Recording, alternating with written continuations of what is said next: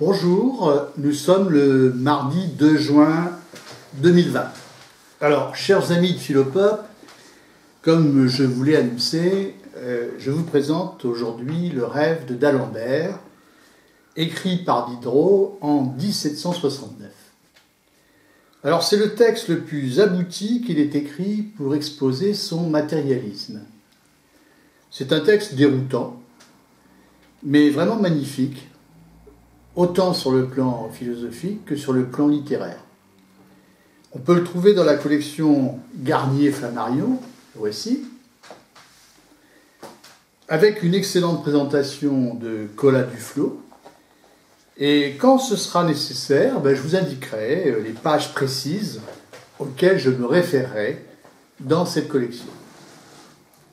Alors, je souhaite montrer ici de quelle manière, dans ce texte, Diderot envisage une explication matérialiste du sentiment d'être soi, de ce qu'on appelle aujourd'hui aussi tout simplement l'identité personnelle.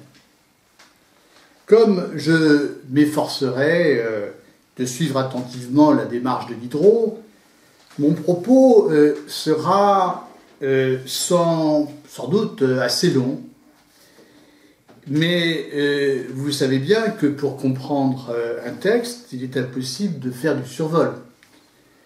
Et puisque cela risque d'être un peu long, n'hésitez pas à faire des pauses. Pour faciliter l'écoute, je mets à votre disposition sur le site de Philopop le plan que je vais suivre, parce que cela peut être effectivement très utile. Mais avant d'entrer dans le vif du sujet, il faut dire quelques mots sur la structure et sur la forme du texte de Diderot. C'est une trilogie qui a toutes les allures d'une pièce de théâtre. Les personnages de cette pièce sont des personnages réels, ils ont existé réellement. Il y a Diderot lui-même, mais il y a aussi des personnages comme d'Alembert, qui était avec Diderot le principal animateur de l'encyclopédie. Il y a le docteur Bordeu, qui est un éminent médecin de l'époque, de la faculté de Montpellier. Il y a enfin Mademoiselle de Lespinasse, que Diderot a eu l'occasion de rencontrer dans quelques salons. Alors ces personnages réels, donc, sont les personnages de la pièce de théâtre, en fait, que constitue le rêve de d'Alembert. Il faut savoir simplement que Diderot ne leur a pas demandé leur avis. Il est assez facétieux. Et d'ailleurs, ils n'ont pas été très contents quand ils ont vu ce que Diderot avait écrit. Alors, j'ai dit que l'œuvre était une trilogie. La première partie, c'est l'entretien entre d'Alembert et Diderot lui-même. La deuxième partie, c'est le rêve de d'Alembert à proprement parler.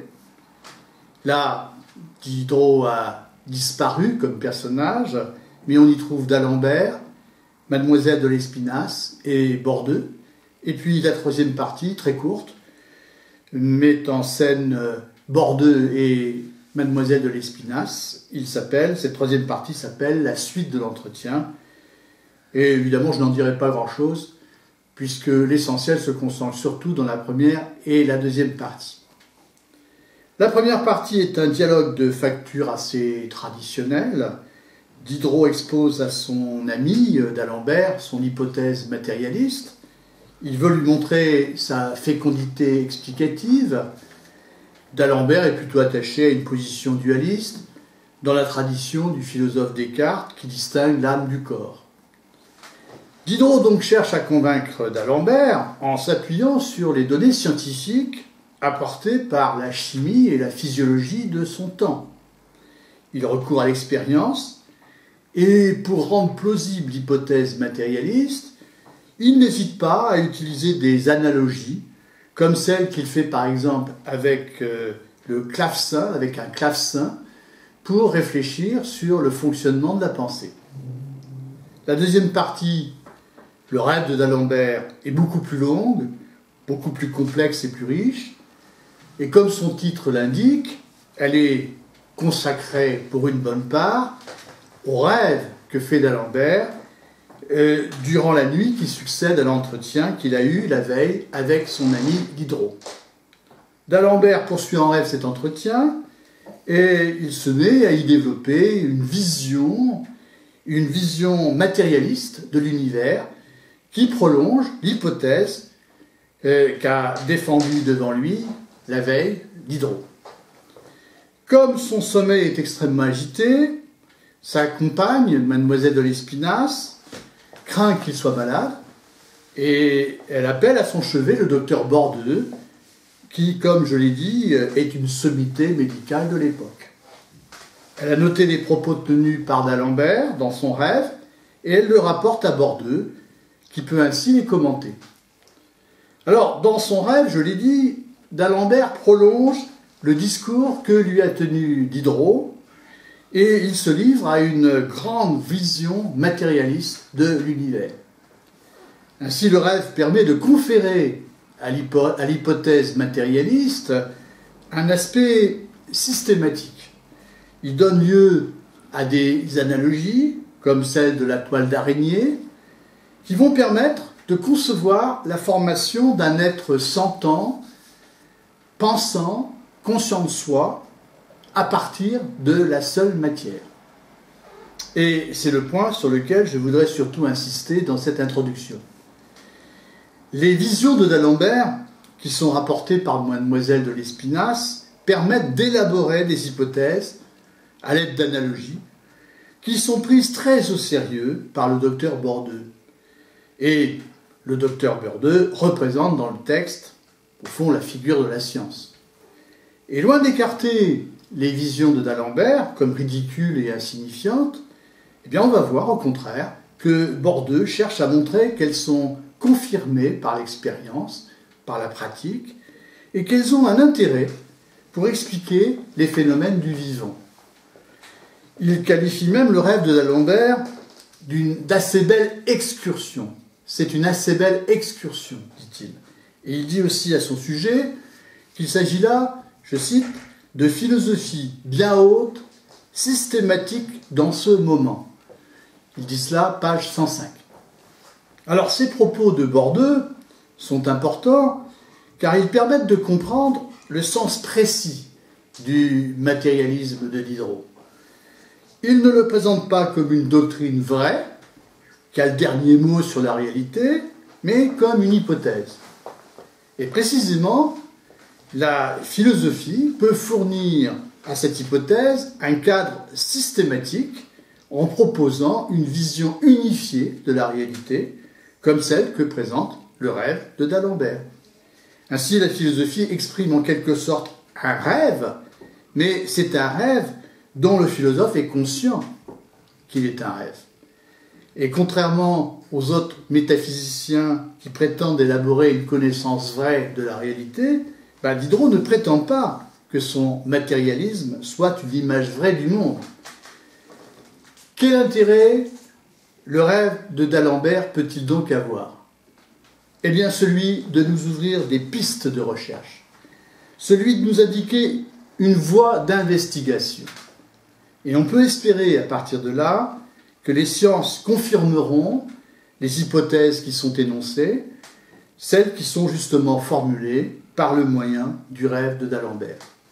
C'est tout le sens de l'article de foi, c'est tout le sens de l'article de foi énoncé par Bordeu, qui déclare « Je crois que plus les connaissances de l'homme feront des progrès, plus elle se vérifiera. » Elle, il veut parler ici de la philosophie qui se dégage du rêve de d'Alembert. Alors, avant de commencer la lecture du texte, voici le plan que je vais suivre, en 3 parties. Premièrement, en 4 parties. Premièrement, je présenterai l'hypothèse matérialiste et je montrerai les 2 difficultés qu'elle doit surmonter pour parvenir à expliquer de manière satisfaisante la formation d'un individu vivant, sentant et conscient de soi. Cette première étape s'appuiera surtout sur la première partie de l'œuvre et le début de la seconde, qui utilise l'analogie de l'essaim d'abeilles. Dans la deuxième partie, je montrerai que le rêve de d'Alembert constitue un détour. Ce rêve expose en effet une vision métaphysique qui bouleverse inévitablement le cadre conceptuel à l'intérieur duquel on concevait jusqu'alors l'identité des êtres. On verra ainsi que cette vision va nous conduire à mettre en cause les catégories qui sont ordinairement utilisées pour aborder l'examen de la formation des individus. Elle nous invitera à penser autrement les êtres qu'en termes de genre, d'espèce, d'individus, d'essence, qui, jusqu'alors étaient utilisés. Dans une troisième partie, on reprendra l'examen de la formation de l'individu d'identité personnelle, mais avec les outils adéquats, avec les concepts adéquats, en ne pensant plus désormais l'individu en termes d'essence, mais en termes de tendance. C'est-à-dire en considérant que les êtres dont nous cherchons à expliquer la formation sont des êtres dont l'organisation est en devenir. La dernière partie, enfin, sera très brève. J'y examinerai la fragilité de ce que nous appelons le moi, c'est-à-dire le sentiment d'être soi, et nous nous interrogerons sur la formation du caractère. Donc voilà les 4 parties que nous allons suivre. Et j'en viens à l'examen de la première étape. Alors il semble évident à chacun d'être un moi distinct des autres, du simple fait d'avoir conscience de soi. L'ambition du matérialisme, en particulier celui de Diderot dans le rêve d'Alembert, c'est précisément d'expliquer comment se forme ce sentiment d'être soi uniquement à partir de la matière, sans recourir à la notion métaphysique d'âme, sans présupposer l'existence d'un principe immatériel. Alors qu'il y ait une évidence du moi, nul ne le conteste. Mais justement, le matérialisme ne la considère pas pour autant comme une évidence absolument première. Il la traite au contraire comme un fait qui exige une explication matérielle. Aussi, lorsque dans la seconde partie de l'œuvre, Mademoiselle de Lespinasse déclare que la question du moi est si claire que l'examen lui en paraît superflu, Bordeu, qui est le porte-parole principal de Diderot, en fond, dans la seconde partie de l'œuvre, Bordeu lui répond, je cite, « Sans doute le fait est clair, mais la raison du fait ne l'est aucunement. » Alors, je restitue exactement le passage où a lieu cet échange. Ça se trouve page 99. Alors, Bordeu, d'abord, s'adresse à Mademoiselle de Lespinasse et lui demande « Pourrais-je vous demander les questions que vous trouvez si claires que l'examen vous en paraît superflu ?» Mademoiselle de Lespinasse lui répond « Celle de mon unité, de mon moi, par exemple. Pardi, il me semble qu'il ne faut pas tant verbiager pour savoir que je suis moi, que j'ai toujours été moi, et que je ne serai jamais une autre. » Bordeu lui répond « Sans doute, le fait est clair, mais la raison du fait ne l'est aucunement, surtout dans l'hypothèse de ceux qui n'admettent qu'une substance. » Et j'arrête là sa réponse parce qu'elle est plus longue. Je la reprendrai ultérieurement. Donc je reprends sa réponse. Sans doute le fait est clair, mais la raison du fait ne l'est aucunement, surtout dans l'hypothèse de ceux qui n'admettent qu'une substance. Il parle ici, évidemment, des matérialistes qui n'admettent que la seule substance matérielle pour expliquer les phénomènes. Alors, pour la métaphysique dualiste, comme celle de Descartes, par exemple, l'évidence du moi est claire et elle s'explique clairement. Elle renvoie à la nature du sujet pensant, de la substance pensante, pour dire comme Descartes. Substance pensante qui est distincte du corps, qui lui est matériel. Mais pour le penseur matérialiste, en revanche, si l'évidence du moi est claire, elle ne s'explique pas clairement. Expliquer le fait de cette évidence, c'est pour le matérialiste refuser de la considérer comme un absolu, c'est considérer qu'elle doit s'expliquer par la matière et qu'il faut ainsi remonter du fait de l'évidence du moi aux conditions matérielles qui le constituent, dont on verra par la suite qu'il s'agit de molécules, de fibres, de toute une matière organique sensible assez complexe. Comme on l'aura noté, Boerdeux ne présente pas le matérialisme comme une doctrine vraie, mais seulement comme une hypothèse. Et cette hypothèse lui paraît préférable à celle qui est présentée dans la première partie de l'œuvre comme l'hypothèse adverse, c'est-à-dire l'hypothèse dualiste, celle qui correspond par exemple à la métaphysique de Descartes. Alors, soit dit en passant, un métaphysicien dualiste comme Descartes ne pourrait pas accepter le terme d'hypothèse pour caractériser, au fond, sa doctrine. Car pour lui, l'évidence du moi est une connaissance claire et distincte qui témoigne de manière indubitable de la présence de la substance pensante, comme substance immatérielle. Je ferme cette parenthèse. Alors l'hypothèse matérialiste se présente comme l'hypothèse la plus économique.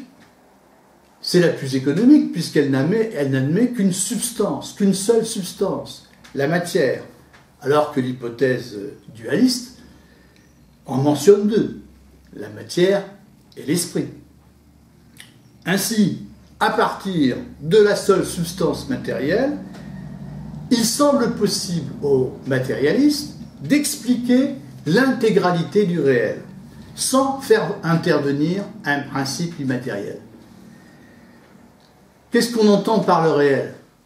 Aussi bien tous les phénomènes physiques qu'on doit pouvoir expliquer sans qu'il soit nécessaire d'imaginer leur création par un Dieu intelligent, que tous les phénomènes mentaux, comme la pensée, la conscience, la volonté, que l'on attribue ordinairement à l'activité d'une substance spirituelle qu'on appelle l'âme, qu'on appelle aussi l'esprit. Donc, l'hypothèse matérialiste est la plus économe. Ce n'est pas seulement la plus économe, elle a aussi l'avantage d'éviter de s'embarquer, comme le dualisme, vers un abîme de mystère, de contradiction et d'absurdité, je cite Diderot, en aboutissant à des questions aussi insolubles que celle de savoir comment deux substances radicalement hétérogènes comme l'âme et le corps peuvent agir l'une sur l'autre, ou encore comment ces deux substances peuvent se trouver unies en l'homme, comme l'affirme dans la 6e méditation métaphysique le philosophe Descartes. En effet, je commente un peu ces questions. Ces questions sont absolument insolubles. Comment un être supposé immatériel et inétendu comme l'âme peut-il agir sur un morceau de matière étendu comme un corps? Comment comprendre que l'âme et le corps puissent être unis en l'homme alors qu'il s'agit de deux réalités substantiellement différentes? L'âme étant indivisible et le corps divisible. L'âme n'étant rien d'étendu alors que le corps est une portion d'étendu. Vous voyez le genre de problème dans lequel on s'embarque. Problème complètement insoluble. Mais si l'hypothèse matérialiste nous dispense de ces questions insolubles, elle se heurte cependant à des difficultés qu'il est nécessaire de bien repérer et de bien formuler si on veut qu'elles soient plausibles.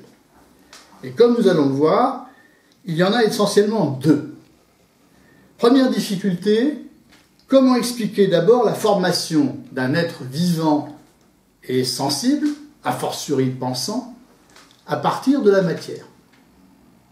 Et deuxième difficulté qu'on verra après, comment expliquer que de l'agencement de particules matérielles, de molécules élémentaires, puisse naître un être, un individu, qui est un tout, composé de ces particules, et qui a en outre conscience de soi. Voilà les deux difficultés qu'il va falloir effectivement surmonter. Voyons la première. Si l'hypothèse matérialiste n'admet qu'une substance, la matière, on doit expliquer à partir d'elle aussi bien les êtres inertes que les êtres vivants. Il faut admettre, à ce moment-là, qu'il n'y a pas de différence de nature entre l'inerte et le vivant. entre la vie et la mort, mais qu'il y a là seulement une différence d'état ou de degré. C'est donc de manière continue que l'on doit passer de l'inerte au vivant, puis du vivant au pensant. Mais est-ce sérieusement possible? Cette difficulté est abordée dans la première partie de l'œuvre, c'est-à-dire dans l'entretien entre d'Alembert et Diderot. Alors effectivement, il est très difficile de concevoir qu'il n'y a pas de différence de nature entre l'inerte et le vivant. Et comme le dit d'Alembert, pour établir une continuité entre les deux, eh bien il faudrait établir que la pierre sent. Or c'est là quelque chose de bien difficile à croire. L'inverse seul semble concevable. Ainsi, par exemple, la statue d'un homme en marbre n'a rien à voir avec un homme réel. Comme l'écrit Aristote dans son traité de l'âme, texte de référence, eh bien, cet homme en marbre n'est qu'un homme que par homonymie. Il y a entre ces deux êtres une différence de nature qui s'explique par la présence ou l'absence, en chacun d'eux, d'un principe immatériel qu'Aristote appelle l'âme, qui est un principe d'animation. L'âme est ainsi pour lui le principe d'animation d'un être vivant, ce qui lui donne vie. Et en l'absence de ce principe, le corps est dépourvu de vie. Il n'est qu'un corps inerte. Et c'est ainsi parce que l'âme se retire d'un corps que ce corps devient un cadavre. Mais à ce moment-là, est-ce qu'il est vraiment possible d'expliquer l'origine de la vie sans faire appel, comme Aristote, à un principe immatériel, à ce principe immatériel d'animation qu'il appelle l'âme? Voilà le défi que doit relever le matérialisme. Alors il s'agira de montrer, comme le dit Diderot, je le cite, qu'on fait du marbre avec de la chair et de la chair avec du marbre. Et que du marbre à la chair, de l'inerte au vivant, il y a continuité. Or, c'est ici le processus de digestion qui va permettre de saisir cette continuité. Le processus de digestion, c'est un processus d'assimilation. Nous absorbons du non-vivant et nous le faisons chair. Ou comme le dit Diderot, nous l'animalisons. La digestion est ainsi une suite d'opérations chimiques par lesquelles de la matière inerte est transformée en matière sensible. Et si cette transformation est possible, c'est parce que la matière inerte n'est pas dépourvue de sensibilité. L'inerte désigne en réalité un état où la sensibilité est inactive, où elle est en quelque sorte en sommeil, où elle n'existe qu'à l'état potentiel. Ce qui est inerte, c'est-à-dire ce qui est potentiellement sensible, est rendu sensible par le processus de digestion. Et en réalité, le processus de digestion, c'est-à-dire ce processus par lequel de la matière inerte devient vivante, par assimilation, eh bien ce processus de digestion n'est qu'un cas particulier du processus d'animalisation qui est à l'œuvre dans toute la nature. Et pour le vérifier, eh bien, Diderot propose à son ami d'Alembert de faire l'expérience suivante. On prend une statue en marbre, la statue du grand sculpteur Falconet, alors qui était un ami de Diderot, et qui a réalisé sur commande de Catherine II de Russie la grande statue de Pierre le Grand à Saint-Pétersbourg.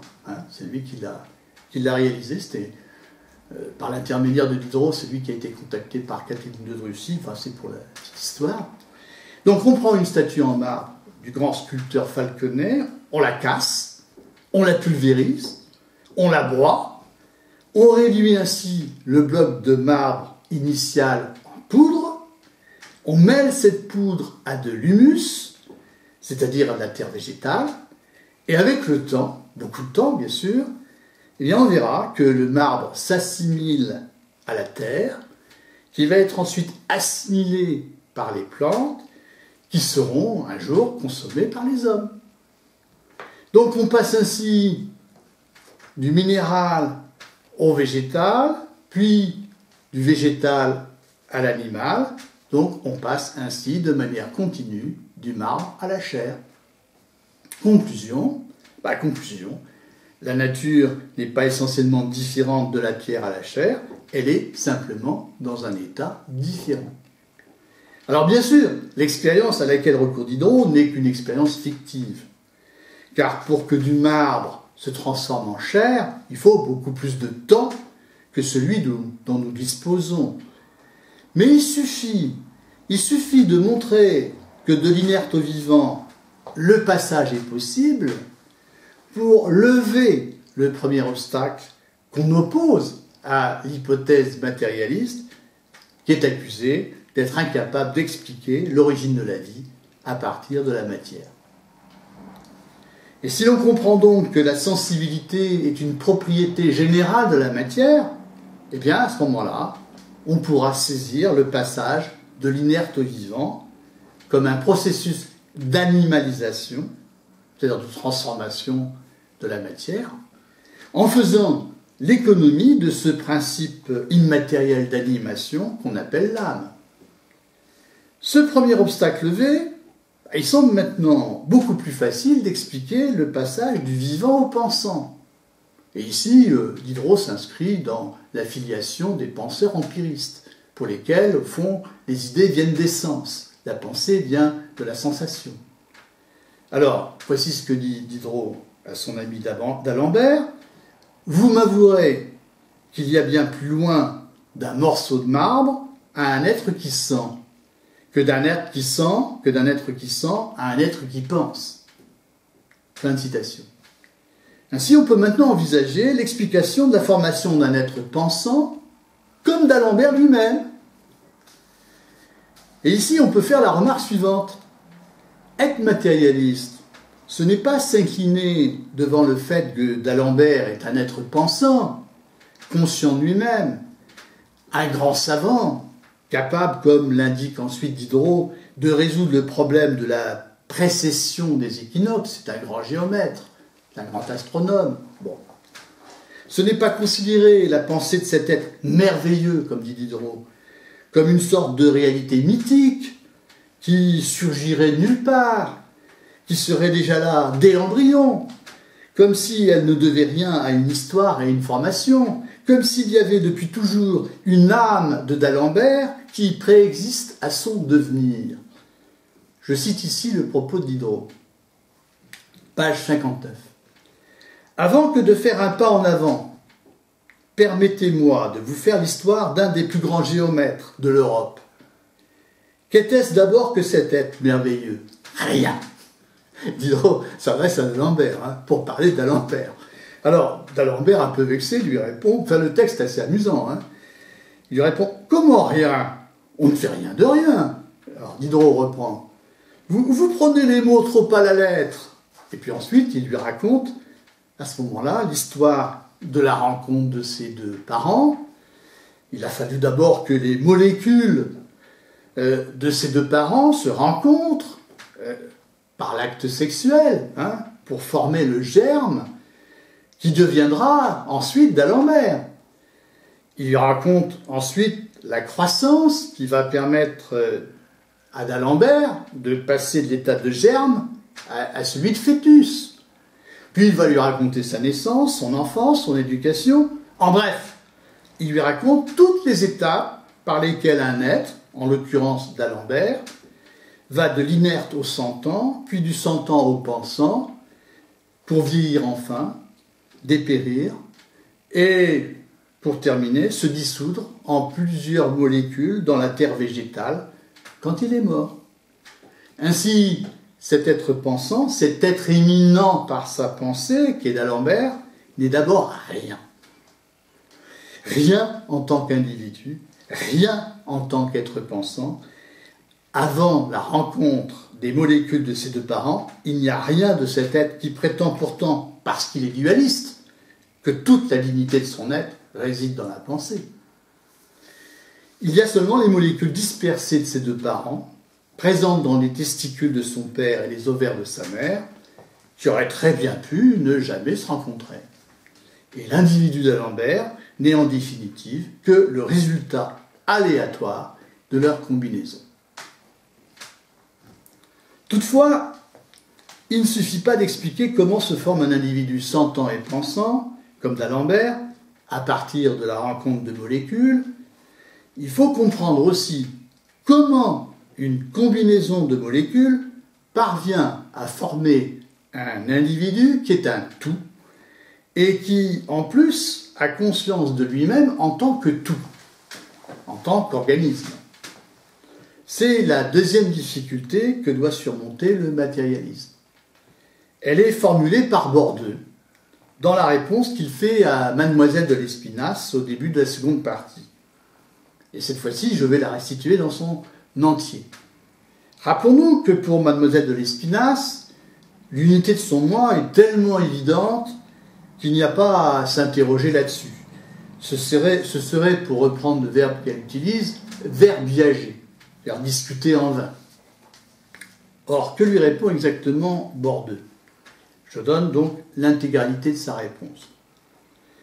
Sans doute, le fait est clair, mais la raison du fait ne l'est aucunement, surtout dans l'hypothèse de ceux qui n'admettent qu'une substance et qui expliquent la formation de l'homme et de l'animal en général par l'apposition successive de plusieurs molécules sensibles.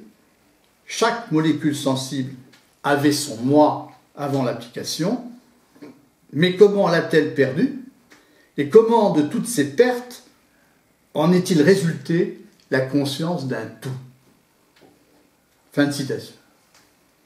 Alors, petite précision, Diderot fait usage, comme bon nombre de ses contemporains, du terme de molécule. Le XVIIIe siècle, c'est le siècle où commencent à s'élaborer les sciences du vivant, au début. Alors, par ce terme, il entend le plus petit élément de matière. Pour la molécule, c'est un peu comme un atome, si on peut. Une molécule sensible, parce qu'une molécule devient sensible par le processus de digestion, d'assimilation. Bon. La molécule sensible, c'est un individu qui ne peut pas être divisé. C'est le plus petit élément de matière sensible. Et elle a en quelque sorte son propre moi, puisqu'elle est sensible. Or, comment des molécules sensibles, ajoutées à d'autres molécules sensibles, peuvent-elles perdre leur individualité, leur propre moi, pour former par leur assemblage une unité supérieure, c'est-à-dire le tout organique d'un animal? Voilà le problème. C'est-à-dire comment passe-t-on d'un simple agrégat, c'est-à-dire d'une somme de molécules sensibles, à un animal, à un tout qui a une unité? Alors le matérialisme ici doit expliquer comment la matière s'auto-organise d'elle-même, sans faire appel, là encore, à un principe immatériel, grâce auquel elle pourrait prendre forme. Et ici, j'ouvre une parenthèse, il faut rappeler que, traditionnellement, pour la métaphysique dualiste, c'est l'âme qui confère unité et indivisibilité au corps. Voyons par exemple comment s'explique pour Descartes l'unité du corps humain. Voilà ce qu'il explique au père Mélan dans une lettre du 9 février 1645 sur la question. Je cite Descartes.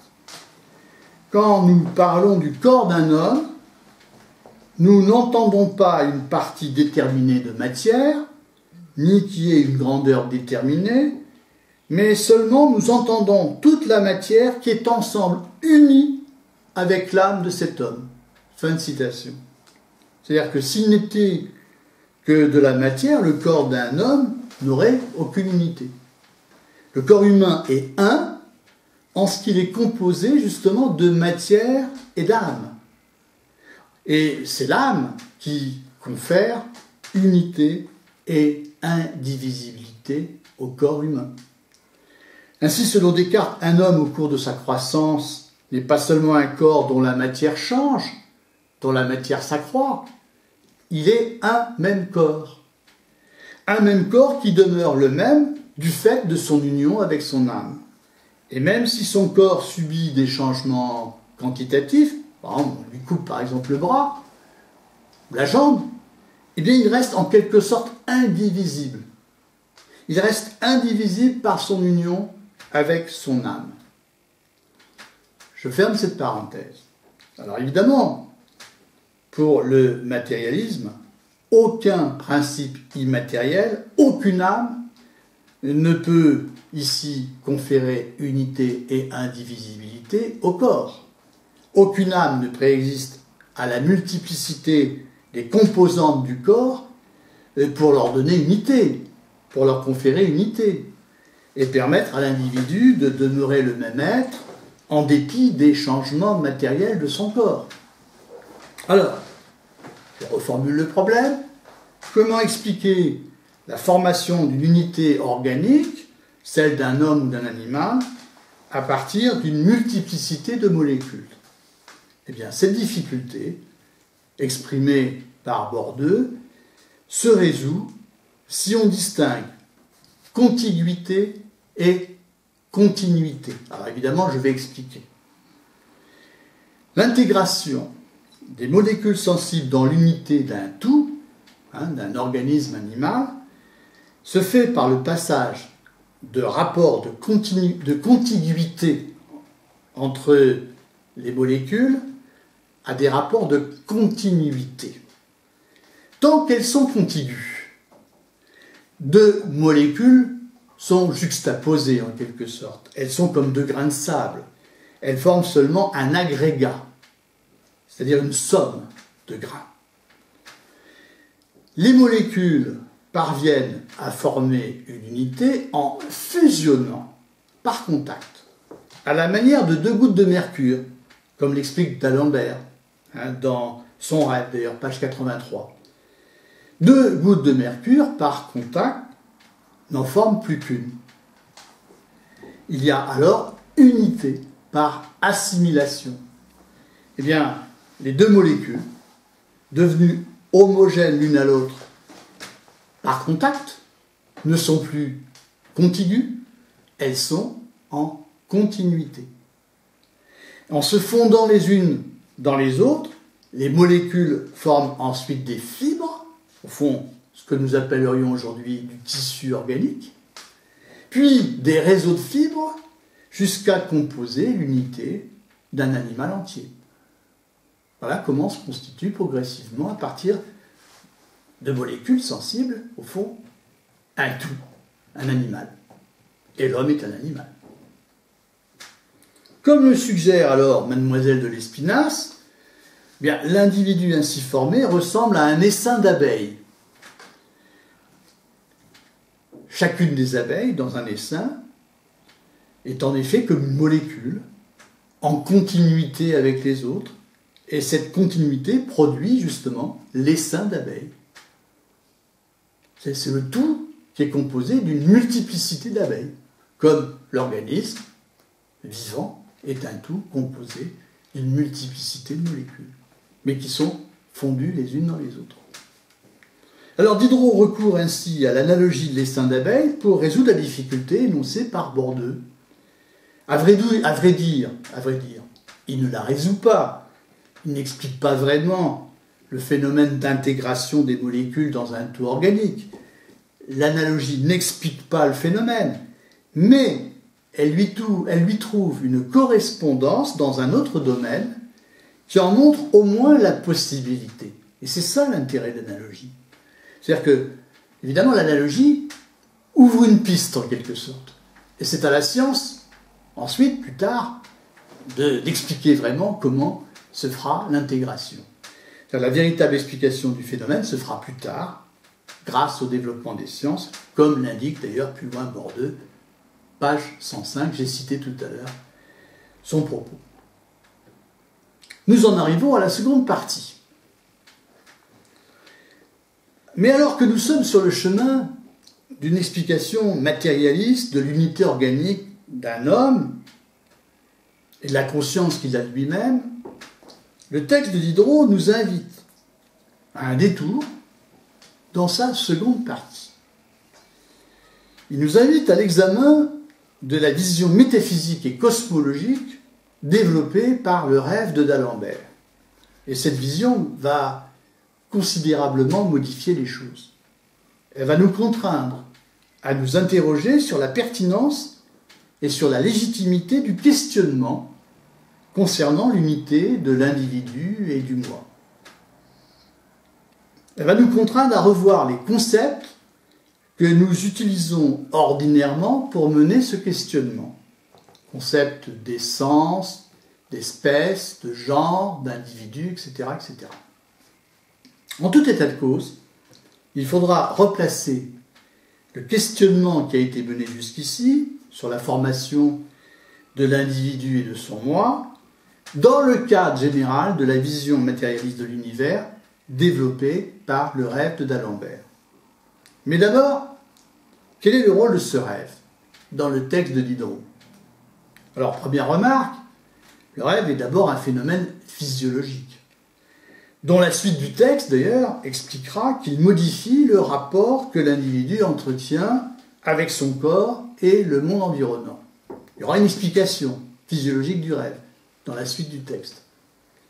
Mais ici, il est aussi et surtout, sur le plan littéraire, un artifice d'écriture destiné à opérer un décentrement de notre point de vue ordinaire.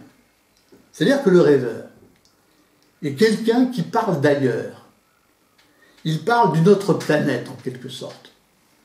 Et il nous ramène à la relativité de notre point de vue, tout en nous permettant d'en sortir, puisque dans le texte de Diderot, il a l'avantage de parler dans son rêve, pendant son rêve.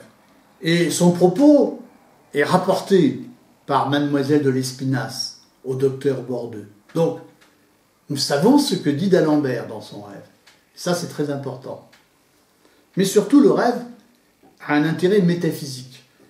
Il est l'occasion d'un dérèglement de l'exercice des facultés où la pensée acquiert le droit d'élargir ses vues en libérant l'imagination du cadre spatio-temporel qui en limite ordinairement l'usage. C'est comme si le rêve s'étendait finalement au-delà, bien au-delà de ce que nous voyons ordinairement. C'est ainsi que le rêve donne lieu à ce que Bordeu appelle une assez belle excursion. Il permet en effet de développer l'image d'un autre monde que celui que nous connaissons, celle d'un univers en perpétuel mouvement, où rien ne dure, rien ne se maintient, où tout se transforme, où les espèces apparaissent, grandissent et disparaissent comme les individus. Et dans cet univers où tout est transitoire, on ne peut pas prétendre détenir un savoir définitif sur les êtres. Et c'est ainsi que dans son rêve, d'Alembert ne cesse de répéter « Qui sait ?» Alors je cite un extrait, page 95-96. « Qui sait à quel instant de la succession de ces générations animales nous en sommes? Qui sait si ce bipède déformé, qui n'a que 4 pieds de hauteur, qu'on appelle encore dans le voisinage du pôle un homme, et qui ne tarderait pas à perdre ce nom en se déformant un peu davantage, n'est pas l'image d'une espèce qui passe? Qui sait s'il n'en est pas ainsi de toutes les espèces d'animaux? Qui sait si tout ne tend pas à se réduire à un grand sédiment inerte et immobile? Fin de citation. Je pourrais continuer. Ainsi, Diderot n'hésite pas à utiliser donc l'excursion métaphysique qu'autorise la pensée du rêve de d'Alembert pour envisager ce que pourrait être une explication matérialiste, pour suggérer de manière prospective ce que pourrait être la cohérence d'une telle explication. Et ici, il faut bien préciser, une fois encore, que Diderot ne présente pas ce genre de spéculation comme une connaissance vraie du réel, mais simplement comme des pistes de recherche. Elles ont en tout cas l'intérêt de montrer la possibilité d'une investigation débarrassée de toute préoccupation théologique, débarrassée de l'idée que l'univers est ordonné par un Dieu intelligent et sage. Enfin, et peut-être surtout, Le rêve de d'Alembert conduit à élaborer une nouvelle ontologie, c'est-à-dire une nouvelle conception de l'être. Une ontologie qui ôte toute pertinence aux concepts d'espèce, d'individu, d'essence, qui sont ceux, au fond, de la métaphysique traditionnelle, depuis Aristote, par exemple. Et le rêve, donc, va permettre de montrer, au fond, la vanité de notre interrogation sur l'identité individuelle. Alors, l'ontologie développée dans le rêve de d'Alembert peut se ramener aux 4 caractéristiques suivantes. La première, la durée de notre monde et des êtres vivants, sentant et pensant, qui est le peuple, n'est rien en comparaison avec l'éternité des temps. Je cite ici d'Alembert dans son rêve. Qu'est-ce que notre durée en comparaison de l'éternité des temps? Page 93-94. La Terre, notre planète, n'est rien en comparaison avec l'espace illimité qui nous environne. Et ici, le rêve de d'Alembert a des accents pascaliens.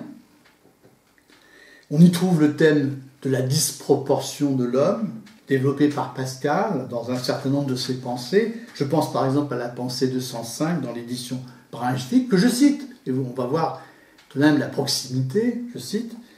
Quand je considère la petite durée de ma vie, absorbée dans l'éternité précédente et suivant le petit espace que je remplis, et même que je vois, abîmé dans l'infinie immensité des espaces que j'ignore et qui m'ignorent, je m'effraie et m'étonne de me voir ici plutôt que là, car il n'y a point de raison pourquoi ici plutôt que là, pourquoi à présent plutôt que lors. C'est la pensée 205. Durée infime de notre existence par rapport aux temps infinis, contingence radicale de notre existence. Le rêve de d'Alembert nous rappelle bien ici le propos de Pascal.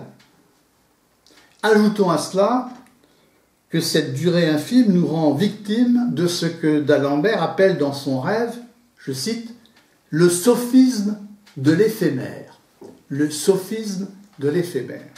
Alors, ce sophisme nous fait croire à la permanence et à l'éternité de ce qui dure plus longtemps que nous. Il nous fait croire ainsi que le monde que nous connaissons est un ordre immuable. Exactement comme l'explique Mademoiselle de Lespinasse, en faisant référence aux entretiens sur la pluralité des mondes écrits par Fontenelle, exactement comme la Rose de Fontenelle, qui disait que de mémoire de Rose, on avait vu mourir un jardinier. De mémoire de Rose, on n'avait jamais vu mourir un jardinier. Voilà la citation que fait Mademoiselle de Lespinasse de Fontenelle. Page 97. Deuxième caractéristique, l'univers forme un tout. Et sans l'enchaînement et la liaison des phénomènes, il n'y a aucun fait qui puisse être compris et expliqué. C'est ici la dimension spinoziste de cette ontologie. Tout est lié, tout est enchaîné. Il y a un déterminisme absolu. Et la liaison universelle des causes et des effets fait qu'il ne peut y avoir aucun libre arbitre. Le libre arbitre est une illusion. Il n'y a pas de liberté de la volonté. C'est là une croyance illusoire. Et Bordeaux reviendra là-dessus à la fin de la seconde partie du rêve de d'Alembert, pages 158 à 160. Troisième caractéristique, cet univers est travaillé perpétuellement par des mouvements de transformation et de métamorphose des genres, des espèces et des individus. Et le monde lui-même, considéré comme un tout, n'est jamais qu'une configuration passagère. Le rêve de d'Alembert s'inscrit ici dans la filiation du matérialisme d'Épicure et de Lucrèce. Alors je cite page 103. Tous les êtres circulent les uns dans les autres. Par conséquent, toutes les espèces Tout est en flux perpétuel. Tout animal est plus ou moins homme. Tout minéral est plus ou moins plante. Toute plante est plus ou moins animale.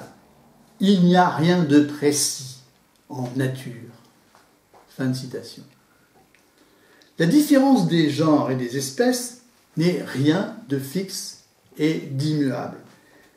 Le monstre qui est ordinairement considéré comme une anomalie, parce que, par exemple, selon Aristote, c'est un raté de l'espèce qui résulte de la résistance de la matière à la forme. Hein, c'est comme ça qu'explique Aristote le monstre. Donc le monstre est considéré normalement comme une anomalie. Et bien ici, dans le cadre de l'ontologie du rêve de d'Alembert, le monstre n'est pas une anomalie, ce n'est finalement qu'un fait statistique, c'est un fait rare. Et c'est parce qu'il est rare qu'on dit qu'il est monstrueux, pour le distinguer des faits naturels communs. Et je cite à nouveau ici le rêve de d'Alembert. « Je suis donc tel parce qu'il a fallu que je fusse tel. Changez le tout. Vous me changez nécessairement, mais le tout change sans cesse. L'homme n'est qu'un effet commun. Le monstre n'est qu'un effet rare. Tous les deux également naturels, également nécessaires, également dans l'ordre universel et général. » Fin de citation. C'est page 103. Ainsi, il n'y a rien d'anormal.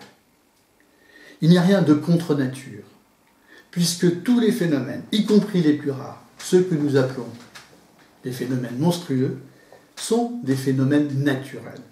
Tous les phénomènes, quels qu'ils soient, sont dans la nature. Et dans le cadre de cette ontologie, la différence des sexes elle-même n'a rien de fixe, n'a rien de bien tranché, n'a rien d'immuable.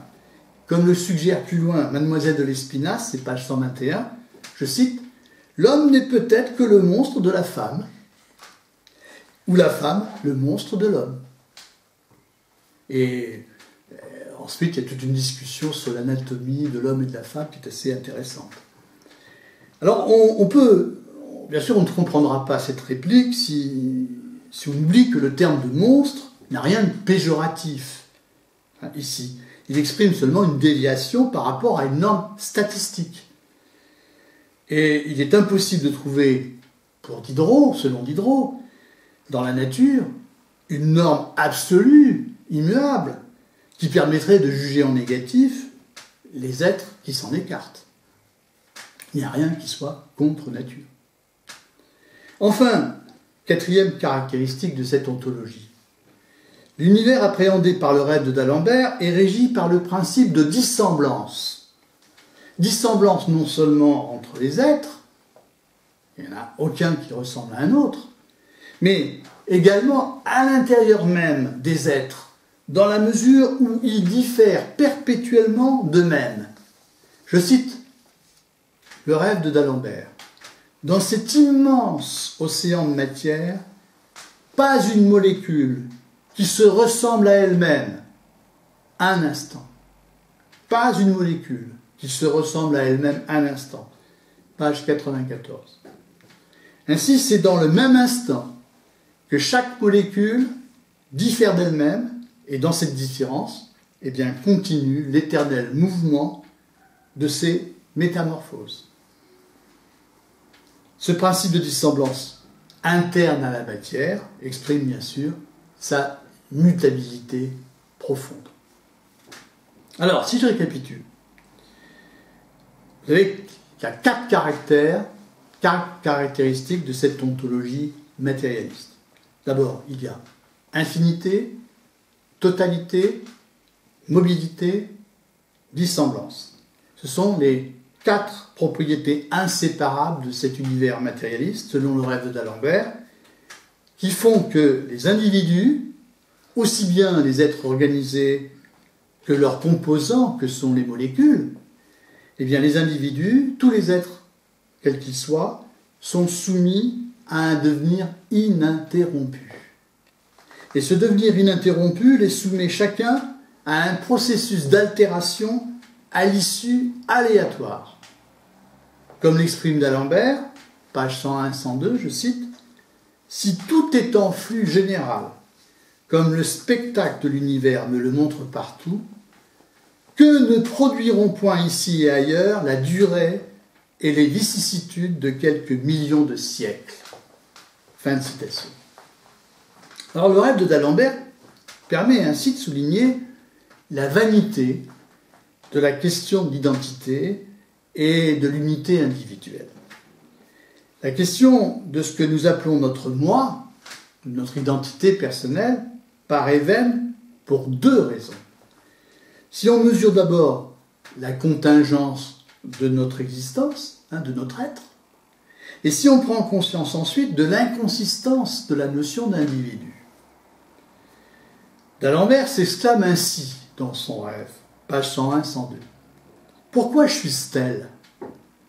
C'est qu'il a fallu que je fusse tel, ici, oui, mais ailleurs, au pôle, mais sous la ligne, mais dans Saturne. » Et puis plus loin, il continue.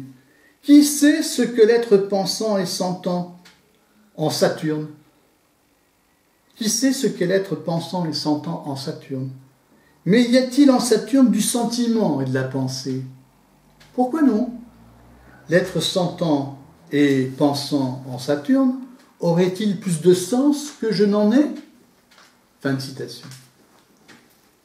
Cela, évidemment, mérite un commentaire. Étant né ici, mon existence est l'effet nécessaire d'un certain nombre de causes. Mais rien ne peut, a priori, la justifier. Elle est contingente. J'aurais pu ne pas exister. Et il n'y a aucune harmonie préétablie en vertu de laquelle, selon le philosophe Leibniz par exemple, je devais naître parce que la sagesse divine aurait décidé de faire exister ce monde qui est le meilleur des mondes possibles, si je raisonne comme Leibniz, dans sa théodicée. Donc mon existence dépend seulement d'une nécessité aveugle, d'un pur mécanisme de cause et d'effet. Elle aurait pu ne pas se produire si un autre enchaînement de cause et d'effet s'était produit, comme il s'en produit ailleurs, que là où je suis né. Je dois donc admettre que dans un autre enchaînement de cause et d'effet, c'est un autre être que moi qui aurait été produit. Mais le rêve de d'Alembert va encore plus loin. Il ne souligne pas seulement la contingence de mon être, de mon existence, il montre encore la contingence de sa constitution, de son organisation, de ce que nous appelons communément notre nature, notre essence. Je cite, « L'être sentant et pensant en Saturne aurait-il plus de sens que je n'en ai ?» Ainsi, d'Alembert se pose cette question. Imaginons des êtres sentants et pensant qui naîtraient sur la planète Saturne et qui auraient beaucoup plus de sens que n'en ont les hommes sur la planète Terre, qui n'en ont que 5, quand ils ont tous les 5 sens. Eh bien, Diderot fait ici allusion au conte philosophique de Voltaire, Micromégas, où Voltaire imagine un tel cas de figure. Il imagine des êtres vivant sur Saturne qui auraient des milliers de sens. Des êtres sentants qui auraient beaucoup plus de sens que nous, eh bien, seraient forcément capables de performances de pensée considérablement plus grandes que les nôtres, étant donné que les idées viennent des sens. Et vous voyez que grâce à ce genre de fiction, chacun peut comprendre que ce qu'il est, lui-même, avec ses désirs, avec ses idées, n'est en somme que très relatif. Notre être, ici même la structure de notre être, est relative à la position contingente que nous occupons dans l'univers. Ainsi, on ne peut pas parler d'une nature humaine, on ne peut pas parler d'une essence immuable de l'homme qui serait la même en tout lieu et en tout temps. Ce que nous concevons comme l'espèce humaine n'est en réalité qu'un état transitoire appelé à se modifier. Je cite encore une fois d'Alembert en train de rêver. « Je suis donc tel parce qu'il a fallu que je fusse tel. Changez le tout, vous me changez nécessairement, mais le tout change sans cesse. Fin de citation. À nous d'en tirer la conclusion.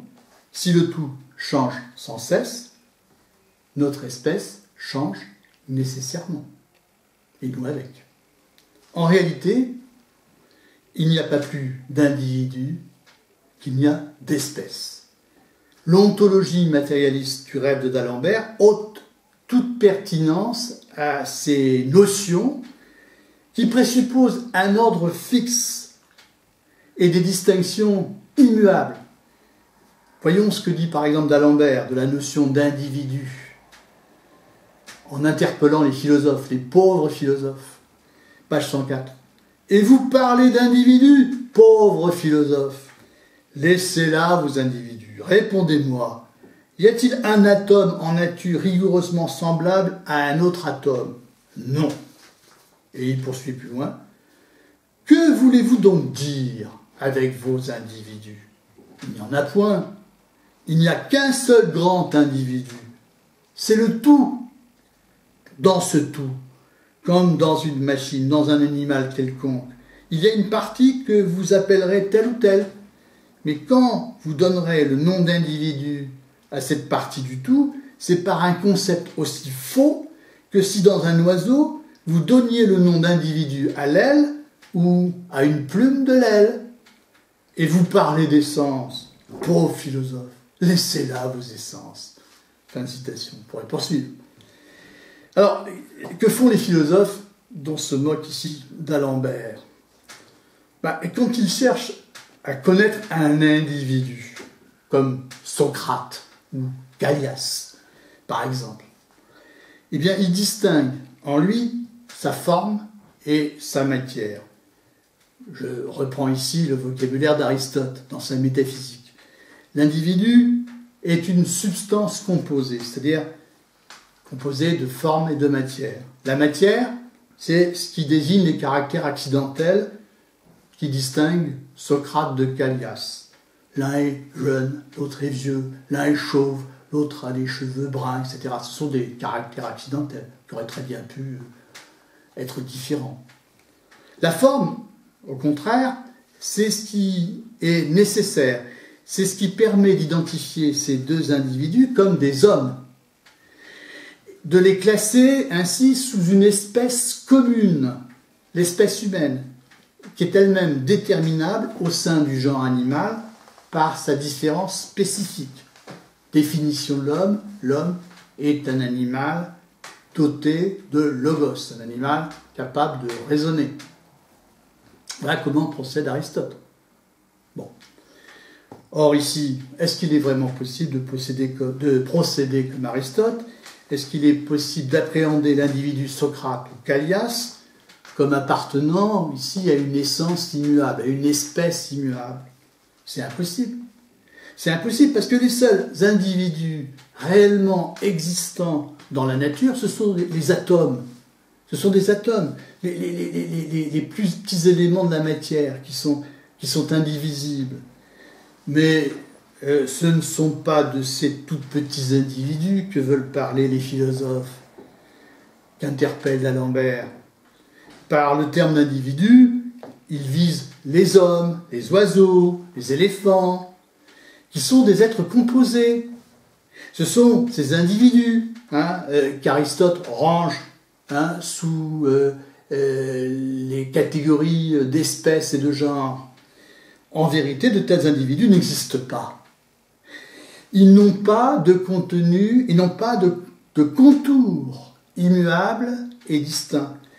Leur être est composé de matière et leur être est donc en ce sens en transformation permanente. En vérité, les seuls individus qui soient dans la nature, donc ce sont les atomes, mais qui changent eux-mêmes d'ailleurs, selon le principe de dissemblance. Mais ils sont trop petits pour que nous les remarquions, pour que nous y fassions vraiment attention. Or, le seul grand individu qui soit composé, comme nous, qui sommes des êtres composés, eh bien c'est le tout. C'est le tout, qui nous comprend d'ailleurs. C'est le tout, comme dit ici Diderot, plutôt d'Alembert, il n'y a qu'un seul grand individu, c'est le tout. Et les êtres composés, que nous appelons ordinairement les individus, comme les animaux, eh bien, ne sauraient être considérés comme vraiment distincts les uns des autres, hein, puisqu'ils sont les parties du tout, hein, ils sont des parties du tout, de ce tout qu'est la nature, et que le tout est dans un flux perpétuel.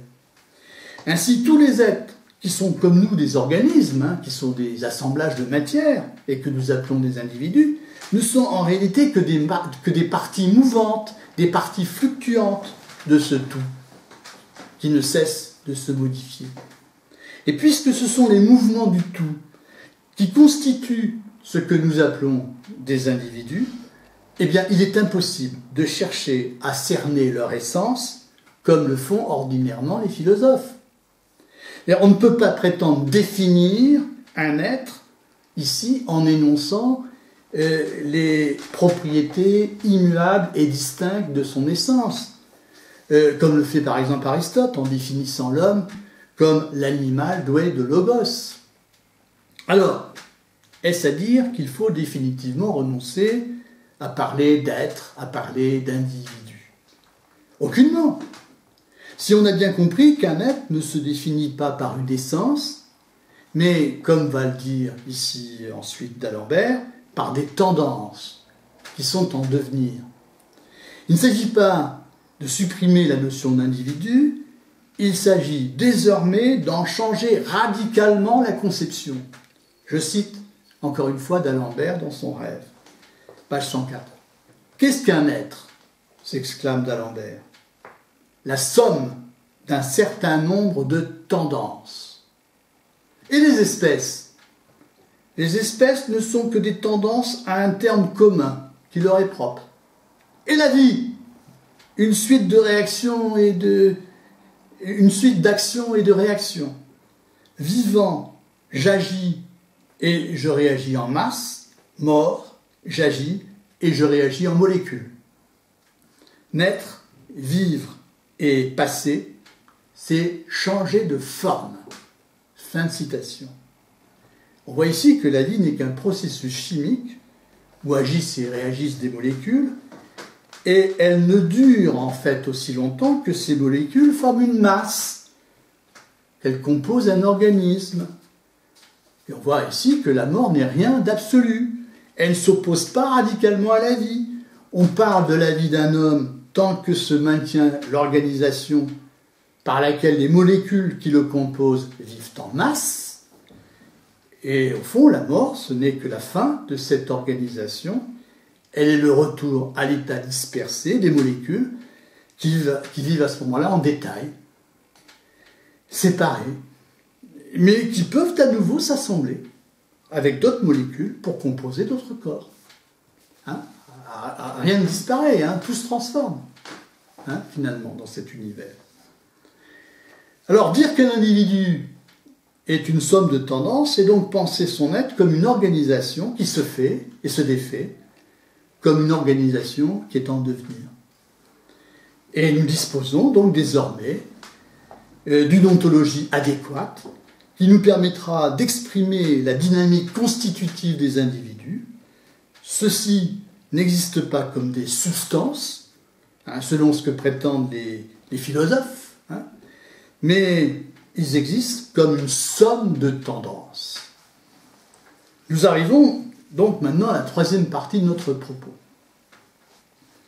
La nouvelle ontologie, donc développée par le rêve d'Alembert, va permettre de reprendre le projet d'une explication matérialiste de l'identité individuelle en utilisant des concepts adéquats.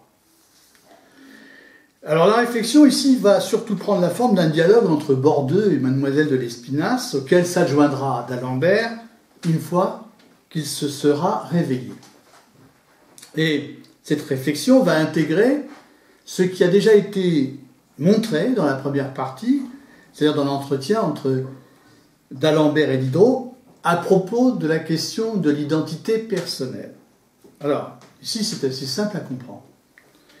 Donc dans cette partie qui va être reprise, eh bien Diderot au fond, reprend ce que le philosophe anglais John Locke a déjà établi sur la question dans son essai philosophique sur l'entendement humain, livre 2, chapitre 27, rédigé en 1694. Il faut savoir que John Locke, c'est la référence de tous les philosophes du XVIIIe siècle.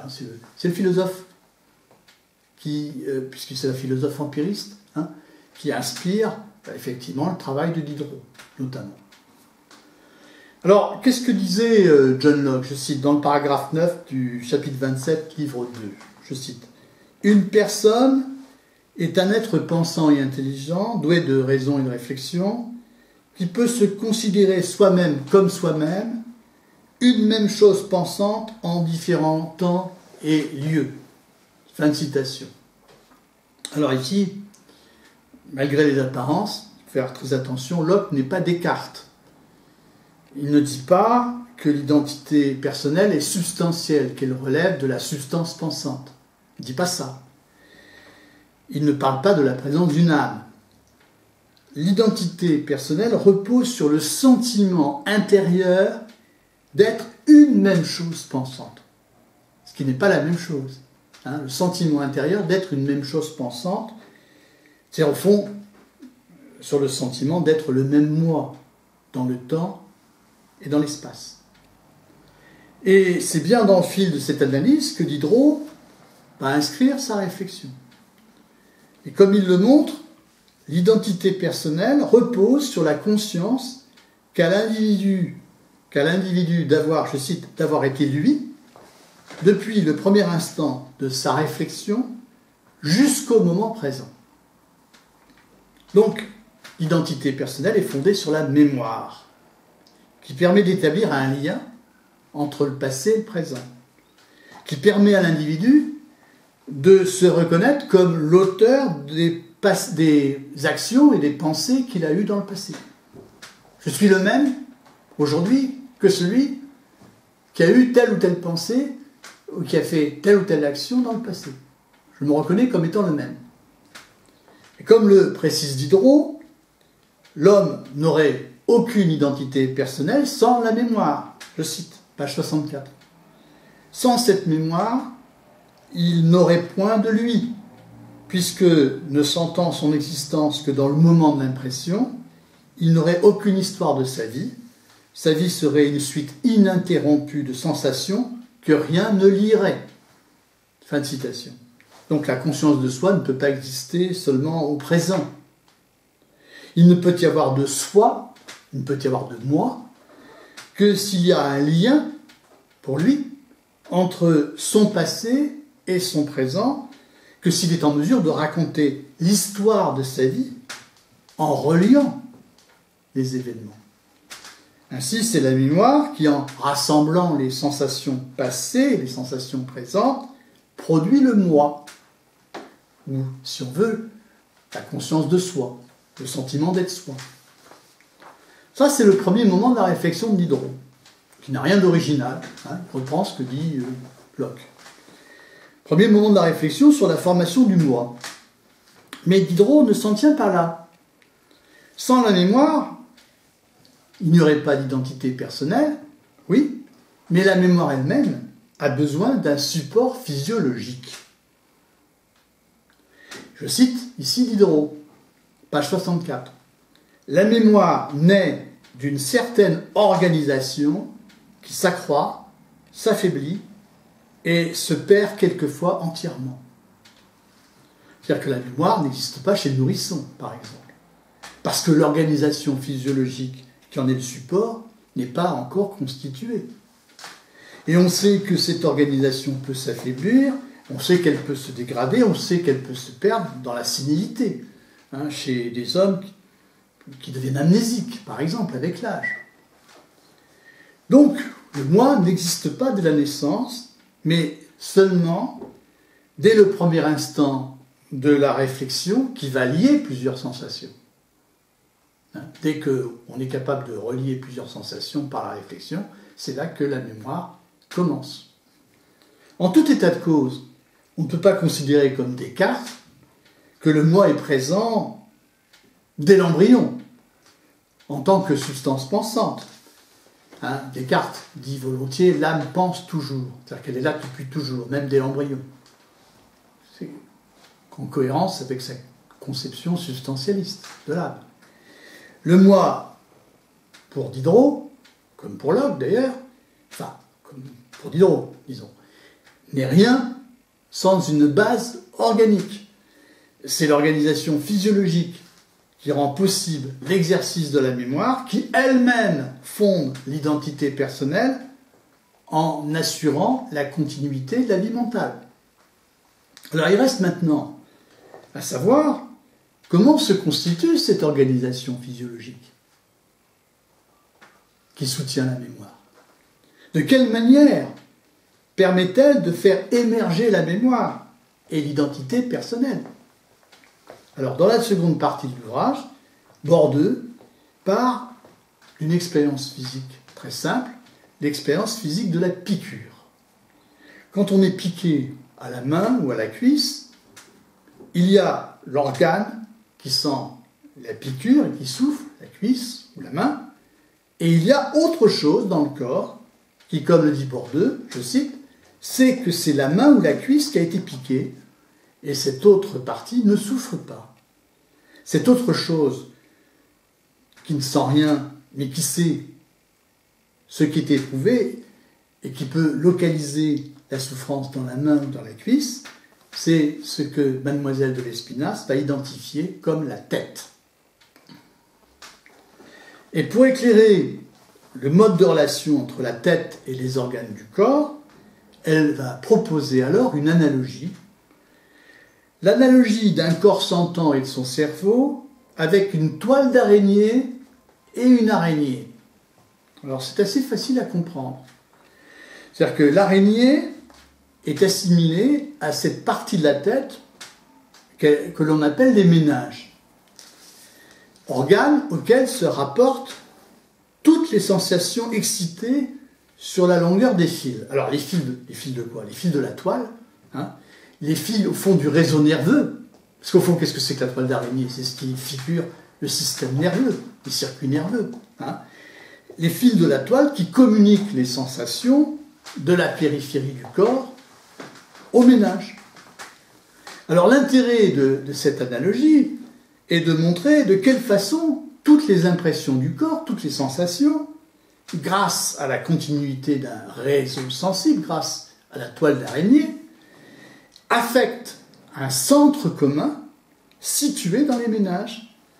Et ce qui caractérise ici l'animal dans son unité, c'est donc la présence d'un réseau nerveux centralisé que la toile d'araignée permet de figurer. Alors ici, il ne faut pas l'oublier, c'est l'araignée elle-même qui tisse sa toile à partir de son corps. Eh bien, comprenons par conséquent que l'unité de l'animal résulte du développement d'un point, qui est le centre, qui est l'origine de tout le reste, qui est l'origine du réseau, hein, qui va se développer à partir de lui. C'est-à-dire, au fond, le centre, c'est le cerveau, en quelque sorte, qui va développer, au fond, tout le réseau des fils par lesquels, grâce auxquels les organes seront reliés à lui. Hein. Donc, on a, ça c'est une image importante, hein, c'est-à-dire que l'araignée développe sa toile, le centre va développer son réseau. Hein. Il va produire ses organes de cette manière-là. Et comme le précise Mademoiselle de Lespinasse, le point originaire de tous ces fils, c'est mon araignée. Dès lors, chaque organe se dote d'une sensibilité qui lui est propre, selon la conformation que prennent les brins, c'est-à-dire au fond les brins c'est le rassemblement de plusieurs fils. Hein. Je cite ici Bordeu, page 112. Chacun des brins du faisceau de fils se transforme par la seule nutrition et par sa conformation en un organe particulier. Et les organes donnent naissance à des sensations qui leur sont spécifiques sur le modèle du toucher. Je cite, un brin formant une oreille donne naissance à une espèce de toucher que nous appelons bruit, ou son. Un autre, formant le palais, donne naissance à une seconde espèce de toucher que nous appelons saveur, etc. etc. Donc le réseau dans son ensemble, avec son centre et ses terminaisons sensibles, dans les organes, a une certaine stabilité.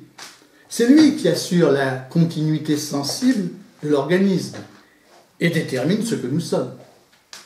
Il permet en effet un rapport constant entre les sensations et puis le centre. Et c'est ce rapport qui, dans la durée, va constituer le moi.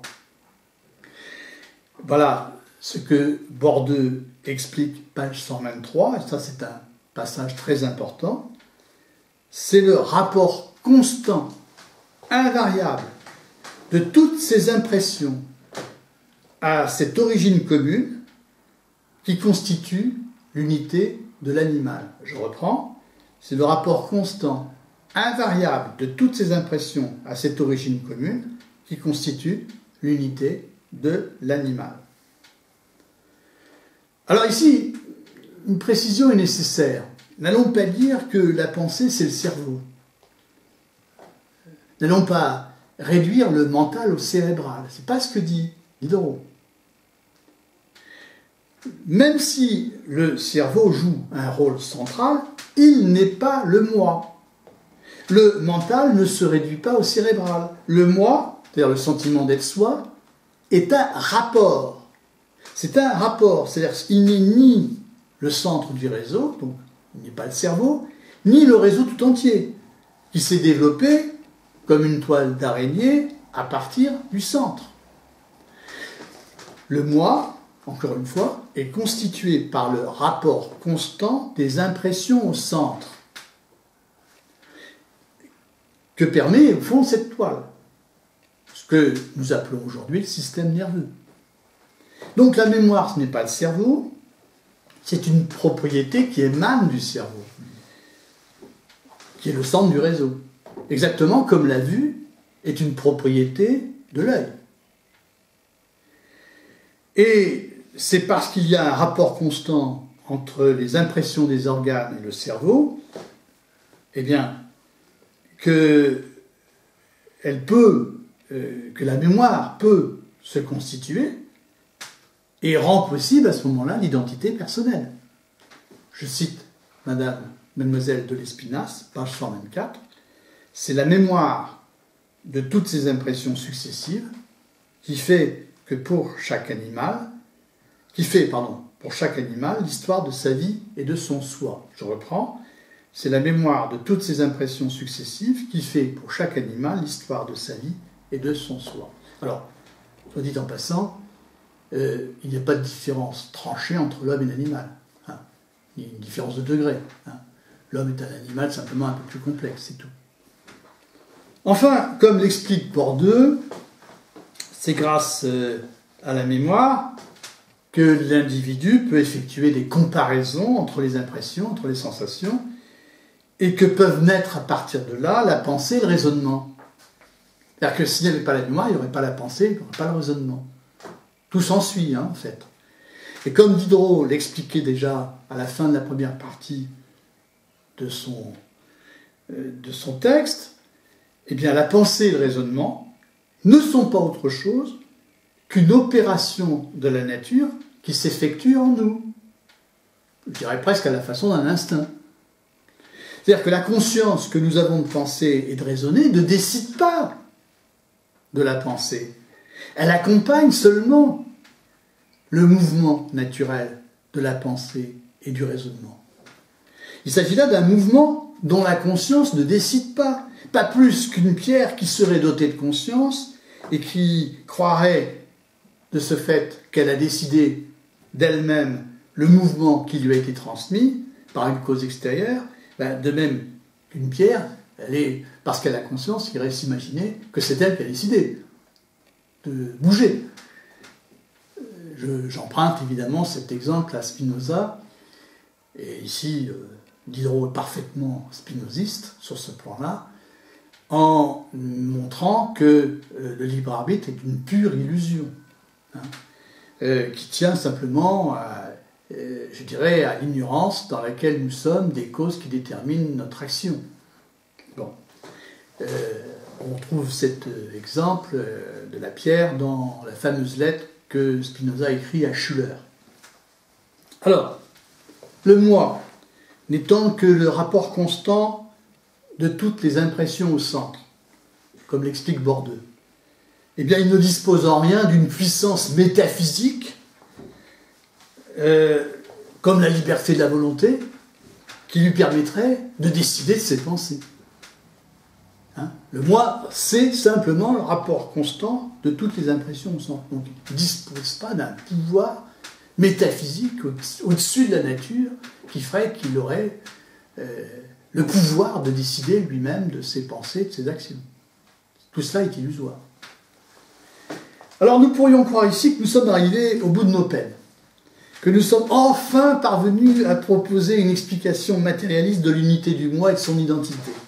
Mais d'Alembert vient de se réveiller et il relance le débat sur la question du moi en demandant à son tour quelle est la raison de sa permanence. Alors il est encore sous l'effet du rêve qu'il vient d'effectuer et de l'expérience de pensée qu'il y a développée, et à ce moment-là, il s'adresse à Bordeux et il lui déclare ceci, et il faut bien écouter. Page 135. À travers toutes les vicissitudes que je subis au cours de ma durée, n'ayant peut-être pas à présent une des molécules que j'apportais en naissant, comment suis-je resté moi pour les autres et pour moi?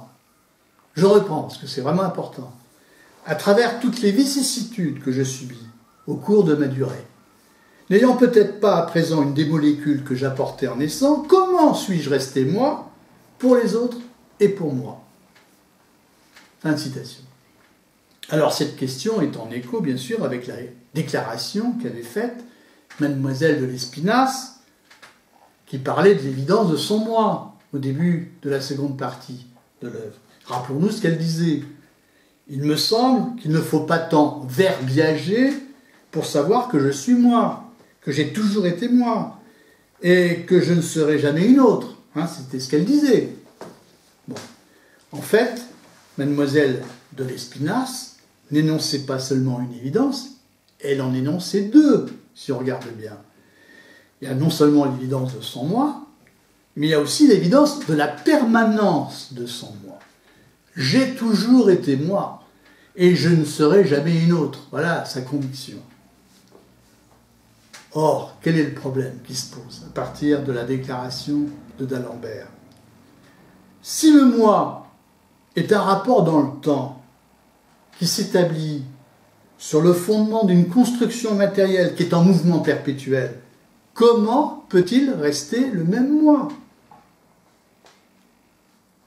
S'il y a une construction du moi à partir du corps, comment reste-t-il le même moi alors que tous les éléments du corps ont changé et que d'autres les ont remplacés et vont les remplacer, et que matériellement parlant, il ne s'agit plus du même corps? Eh bien, ici d'ailleurs, pour exprimer cette idée, d'Alembert parle de vicissitude. Le terme est important. Cette notion est ici très importante parce qu'elle met au centre du questionnement le temps et l'histoire. Elle nous contraint en tout cas à nous rappeler ce qui a été établi dans le rêve, à savoir le mouvement perpétuel par lequel les êtres ne cessent de différer d'eux-mêmes. Et dès lors, il ne suffit pas d'expliquer à la manière de Locke que la mémoire fonde l'identité personnelle, en assurant la continuité de la vie mentale. Il faut expliquer encore comment la mémoire peut assurer cette continuité alors qu'elle repose sur une organisation physiologique dont les composants ne cessent de changer. La continuité de la vie mentale est-elle possible si la base physiologique sur laquelle la vie mentale s'édifie ne cesse de se modifier? C'est bien là le sens de la question d'Alembert. Comment suis-je resté moi pour les autres et pour moi? Alors Bordeux lui répond que s'il est resté lui-même, ben c'est grâce à la mémoire, et je cite encore, à la lenteur des vicissitudes. Grâce à la mémoire et grâce à la lenteur des vicissitudes. Page 136. Alors, qu'est-ce qu'il faut comprendre par là? Ben, il faut comprendre par là que les molécules qui constituent notre organisation physiologique, laquelle rend possible la mémoire, eh bien, ces molécules changent certes perpétuellement, mais sans pour autant altérer l'organisation dans son ensemble. C'est-à-dire que chaque fois qu'une nouvelle molécule est assimilée, elle perd sa sensibilité propre pour se fondre dans la sensibilité de la masse, et les constituants matériels peuvent être constamment renouvelés sans altérer la permanence de la continuité sensible dans la masse. Ainsi, c'est parce que la continuité des molécules se maintient, c'est parce que l'ensemble qu'elles forment, au fond, se conserve dans le temps, et c'est parce que l'organisme physiologique, qui est le support de la mémoire, se conserve, que le moi demeure constant, le moi dont je rappelle qu'il est le rapport constant et invariable de toutes les impressions au centre. C'est-à-dire que ce rapport demeure constant et invariable, alors même que le contenu matériel du cerveau et des organes change imperceptiblement. Dès lors, on ne peut plus limiter la mémoire à une simple fonction de liaison entre les impressions passées et les impressions présentes. Elle se manifeste aussi et surtout sur le plan physiologique par sa capacité d'intégration des nouvelles molécules. C'est-à-dire que la mémoire garantit de cette façon que le principe de dissemblance, qui avait été évoqué par le rêve de d'Alembert, eh bien, soit constamment corrigé pour qu'il ne ruine pas totalement l'identité de l'individu. Et c'est cette fonction d'intégration d'éléments nouveaux hétérogènes, de molécules nouvelles, que Mademoiselle de Lespinasse explique à l'aide d'une nouvelle analogie, qui est l'analogie de l'esprit monastique. Alors c'est assez facile à comprendre. Il en est de l'organisation physiologique comme d'un monastère qui se renouvelle constamment en intégrant de nouveaux moines, mais tout en gardant son esprit, parce que les nouveaux ils vont devoir effectivement se plier à la mentalité de la majorité des autres.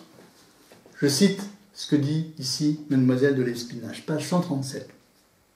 Je dis que l'esprit monastique se conserve parce que le monastère se refait peu à peu, et quand il entre un moine nouveau, eh bien il en trouve une centaine de vieux qui l'entraînent à penser et à sentir comme eux. Fin de citation.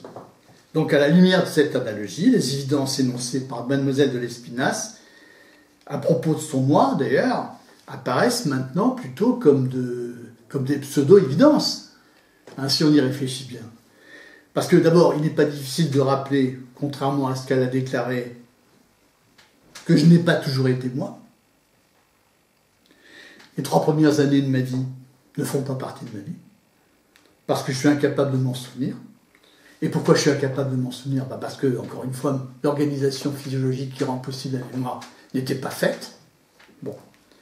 Mais même celle-ci, une fois constituée, est-ce que vraiment je demeure le même tout au long de mon expérience? Avais-je la moindre idée, quand j'avais 10 ans, des préoccupations qui sont les miennes aujourd'hui? Suis-je franchement le même?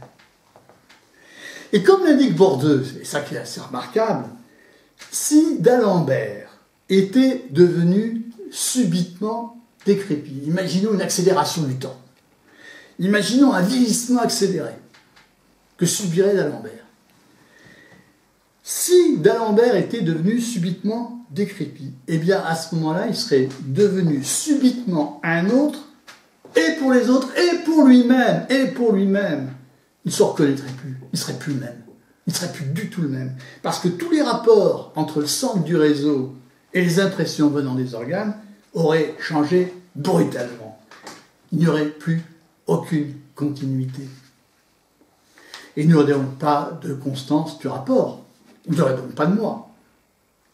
Un changement rapide, un changement brutal détruit l'identité. Alors qu'au contraire, un changement lent et continu me fait devenir un autre tout en ayant le sentiment de demeurer le même. C'est-à-dire d'être le même moi. C'est-à-dire le changement lent et continu, c'est ce qui permet de conserver l'esprit de corps, l'esprit du monastère, d'une certaine façon. J'en viens à la toute dernière partie qui va être brève. Cette analyse permet enfin de souligner la fragilité du moi. Le moi est fragile parce qu'il peut être soumis à des intermittences. C'est le cas en effet si on touche le cerveau, comme le montre l'exemple du patient, du chirurgien Lapéroni, qui a été trépané. Alors c'était page 125. Alors ce patient meurt et vit alternativement selon que le liquide d'une seringue fait pression sur le cerveau, sur l'origine du faisceau, c'est-à-dire le point qui est à l'origine du réseau. Bon, je passe rapidement là-dessus. Comme le moi est un rapport, il n'a pas non plus de dimension constante. C'est-à-dire que la sensation que nous avons de notre présence corporelle peut être perturbée. Dans les cas normaux, la vue et le toucher permettent d'établir un rapport plus ou moins juste et relativement constant entre le volume de notre corps et puis la sensation interne que nous en avons. Le correspond. Mais il peut y avoir des variations. Il peut y avoir des divergences entre le volume réel de notre corps et le sentiment intérieur que nous en avons. Soit dans le sens d'une dilatation, soit dans celle d'une concentration. Si j'active intensément le centre du réseau, je tends à ignorer sa périphérie. Et comme le dit Mademoiselle de Lespinasse, page 127, j'existe comme un point. Je cesse presque d'être matière. Je ne sens que ma pensée. Il n'y a plus ni lieu, ni mouvement, ni corps, ni distance, ni espace pour moi. C'est-à-dire, parfois, il y a des cas où, à force de concentrer tout sur le centre du réseau, on finit par avoir l'impression de ne pas avoir de corps, d'être un pur esprit. Enfin, évidemment, tout ça s'explique matériellement. En revanche, si le centre se relâche, comme c'est le cas dans le rêve, eh bien, il y a un mouvement de dilatation par lequel le réseau semble s'affranchir de sa dépendance à l'égard du centre.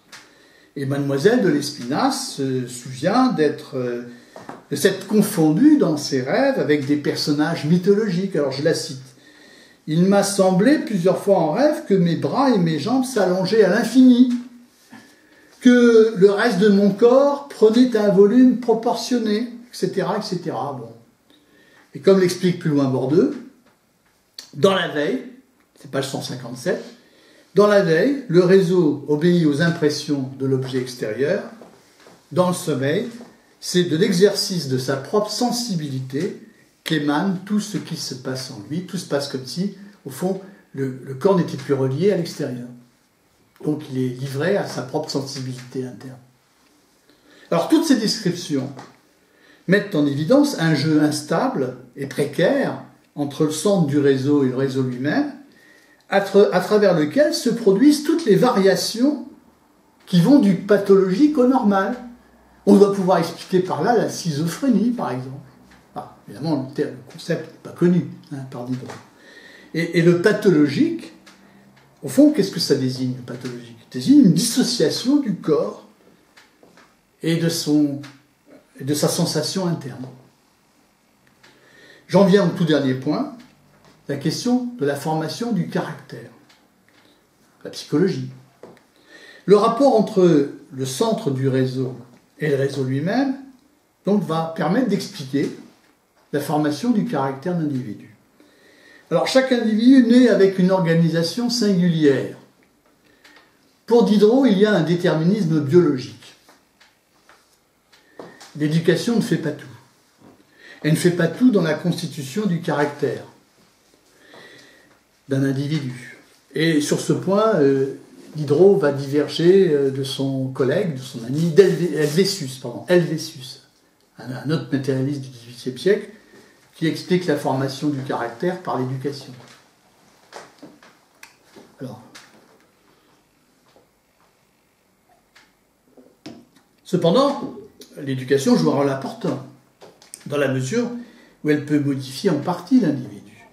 Elle peut favoriser ses tendances, ou au contraire, contrarier, les contrecarrer, les contrarier. En tout état de cause, Bourdieu est amené à opposer deux types de caractères.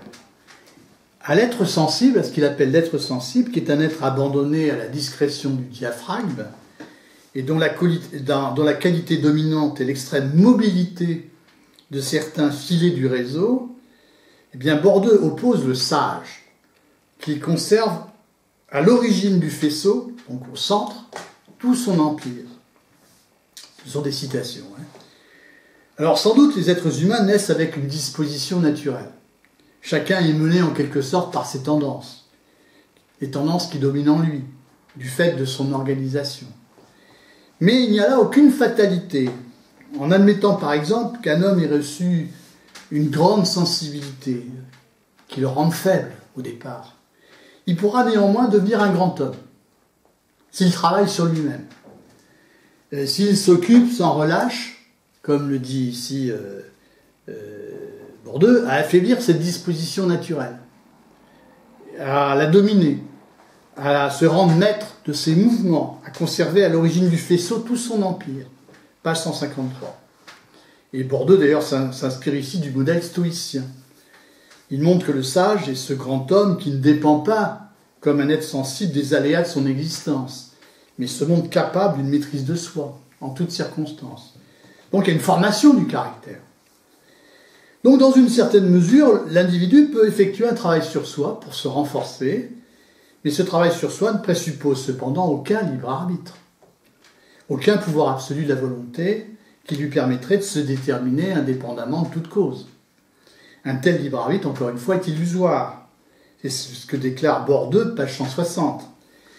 Voilà, je cite Bourdieu, « La volonté naît toujours de quelque motif intérieur ou extérieur, de quelque impression présente, de quelque réminiscence du passé, de quelque passion, de quelque projet dans l'avenir. Après cela, je ne vous dirai de la liberté qu'un mot, c'est que la dernière de nos actions est l'effet nécessaire d'une cause une, nous, très compliquée, mais une. » Fin de citation. C'est-à-dire que nos motifs ont pour cause des désirs qui ont eux-mêmes pour cause notre propre organisation, ce qui fait que nous sommes nous, organisation qui est une cause très compliquée, dans la mesure où nous sommes précisément une somme de tendances. C'est-à-dire que nos actions sont la suite nécessaire de ce que nous sommes. Et ce que nous sommes, ce n'est pas une histoire déjà écrite entièrement par avance, dans laquelle c'est une histoire qui se fait au fur et à mesure, et dans laquelle interviennent à la fois l'organisation physiologique, l'expérience, l'éducation que j'ai reçue, la société où je vis, et enfin l'action que je peux effectuer sur moi-même. En conclusion, je m'excuserai d'avoir été long, mais je pense que c'était nécessaire. Le projet d'une explication matérialiste de l'identité personnelle, comme c'est ce qui se fait dans le rêve de d'Alembert, ne revient pas à réduire ici la formation du moi à un conditionnement. Et comme on l'a vu, Diderot est attentif à montrer comment la psychologie s'articule à la physiologie. Et si l'identité est déjà portée par ce que Diderot appelle des tendances, elle n'est jamais définitivement figée. Elle est un état provisoire qui s'inscrit toujours dans un devenir. Je vous remercie de votre écoute. À bientôt!